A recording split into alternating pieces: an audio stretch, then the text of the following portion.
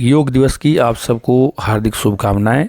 अंतर्राष्ट्रीय योग दिवस को विश्व योग दिवस के नाम से भी जानते हैं और इसे सबसे पहले 21 जून 2015 को मनाया गया था। वर्तमान में यह हमारा 11वां अंतर्राष्ट्रीय योग दिवस है। अभी हम सभी पद्मासन में बैठ करके लंबा सांस लेंगे और फिर रोकेंगे, उसके बाद लंबा सांस छोड़ेंगे, फिर से रोकेंगे और इस प्रक्रिया को हम कम से कम 5 से 10 बार दोहराएंगे। तो चलिए शुरू कीजिए। जब भी हम योग की कोई भी क्रिया आरंभ करते हैं तो उसके लिए हमारा मन शांत होना अति आवश्यक है। तो इसके लिए अब हम लंबी सांस लेने के उपरांत पद्मासन में बैठ करके ही अपने हाथ की नीचे वाली तीनों उंगलियों को आंखों पर धीरे से रखते हुए ओम का उच्चारण करेंगे और अपने कान को अंगूठे की सहायता से बंद कर लेंगे ताकि आप जो है दूसरों की ध्वनि ना सुन सके और आप अपने भीतर की जो नाद है उसे आप सुन सकें, तो जिससे आपका मन स्थिर होगा। और जब आप इस प्रकार के 5 से 10 बार इसे रिपीट करेंगे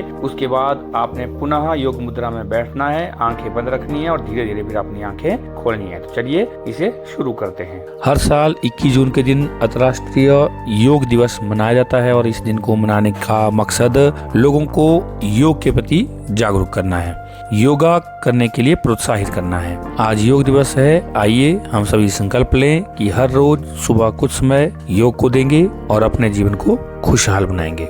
योग केवल शरीर और मन का ही नहीं बल्कि प्रकृति और जीवन का भी संतुलन है। जब हम योग करते हैं हम भीतर से शांत होते हैं और पर्यावरण के प्रति भी जागरूक बनते हैं। योग के प्रथम गुरु भगवान शिव को माना जाता है, जिन्हें आदि योगी भी कहते हैं। भगवान शिव ने सभी सप्तऋषियों को यह योग सिखाया और उसके बाद योग का प्रसार हुआ। उसके बाद महर्षि पतंजलि ने योग सूत्रों के माध्यम से योग को व्यवस्थित किया और लोकप्रिय बनाया। लेकिन योग की शुरुआत भगवान शिव से मानी जाती है। योग शब्द संस्कृत के मूल धातु युज से निकला है, जिसका अर्थ होता है जुड़ना या जोड़ना या फिर एकजुट होना। योग शास्त्रों के अनुसार योग का अभ्यास व्यक्तिगत चेतना को सार्वभौमिक चेतना के साथ जोड़ता है, जो मन और शरीर, मनुष्य और प्रकृति के बीच एक संपूर्ण सामंजस्य का संकेत देता है। आज हम पद्मासन में बैठ करके लोम विलोम प्राणायाम तथा दूसरे 10 प्रकार के आसन जैसे पद्मासन, वज्रासन, सुखासन, शवासन, भुजंगासन, ताड़ासन, त्रिकोणासन, वीरभद्रासन, पश्चिमोत्तानासन, सर्वांगासन और साथ ही साथ सूर्य नमस्कार की योग की समस्त क्रियाओं को यहाँ करेंगे। और इसके साथ साथ आप सभी भी इन क्रियाओं को प्रतिदिन करें ताकि आपका शरीर, आपका मन, आपका मस्तिष्क पूरी तरह से निरोग बना रहे। योग के कुल 8 अंग होते हैं, ये आप सभी जानते हैं, जिसमें यम, नियम, आसन, प्राणायाम, प्रत्याहार, धारणा, ध्यान और समाधि। इन योग के 8 नियमों में जो पहला नियम है यम, जिसका अर्थ होता है अहिंसा, सत्य, अस्तेय, ब्रह्मचर्य का पालन करना और अपरिग्रह। नियम में हमें शौच, संतोष, तप, स्वाध्याय और ईश्वर प्रणिधान इसमें शामिल होते हैं। और आसन में जो शारीरिक मुद्राएं होती है, शरीर को लचीला बनाना, स्वस्थ बनाना, ये सारा आसन में किया जाता है। और प्राणायाम में श्वास के नियंत्रण के तरीके को, जो मन और शरीर को शांत करते हैं, उस पर ध्यान केंद्रित करते हैं। और प्रत्याहार में इंद्रियों को भीतर की ओर मोड़ना ताकि बाहरी दुनिया से हमारा ध्यान हट सके।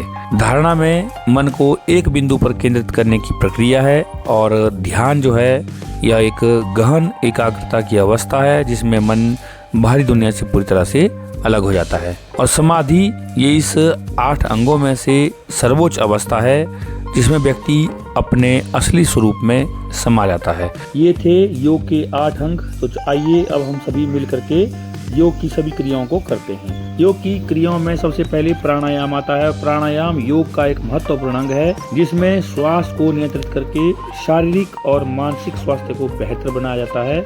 इसमें अनुलोम, विलोम और कपाल भारती जैसी क्रियाओं को करके प्राणायाम का अभ्यास किया जाता है। प्राणायाम के नियमित अभ्यास से तनाव कम होता है, ऊर्जा का स्तर बढ़ता है और पाचन क्रिया में सुधार होता है और साथ में मन भी शांत होता है।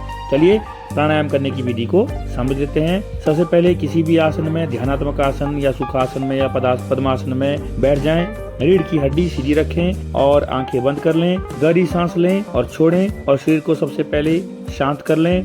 उसके बाद अनुलोम और विलोम प्रक्रिया को दोहराएं, जिसमें आपने दाहिने हाथ से नासिका मुद्रा बनाएं और कनिष्ठिका और उंगली को मोड़ करके अंगूठे और मध्यमा उंगली को खुला रखें। दाहिने नाक को अंगूठे से बंद करें और बाएं नाक से सांस लें। फिर बाएं नाक को बंद करें और दाहिने नाक से सांस छोड़ें और उसके बाद दाहिने नाक से सांस लें और बाएं नाक से छोड़ें। और साथ में सांस को लेने के बाद और सांस को छोड़ने के बाद इसे थोड़ी देर के लिए रोक लें। यह चक्र पूरा हो जाएगा और इसी क्रम को आप 5 से 10 बार दोहराएं। इसी तरह कपाल भारती करें, जिसमें नाक से तेजी से सांस छोड़ें और पेट को अंदर की ओर खींचें। सांस छोड़ने के बाद स्वतः ही सांस अंदर आ जाएगी। इसे भी आप 10 से 15 बार दोहराएं। धीरे धीरे इसके अभ्यास के चक्रों की संख्या बढ़ाते चलें।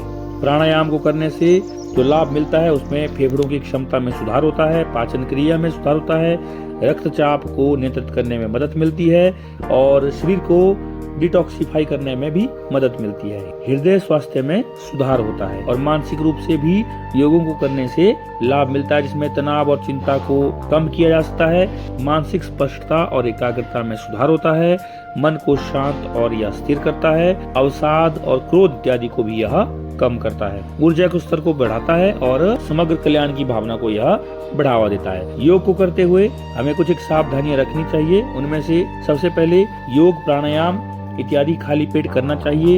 यदि कोई स्वास्थ्य समस्या है तो डॉक्टर या फिर योग प्रशिक्षक की सलाह से ही योग करें। प्राणायाम करते समय अपनी सांस पर ध्यान केंद्रित करें और हमेशा सहज बने रहें। और गर्भवती महिलाओं को प्राणायाम करने से बचना चाहिए।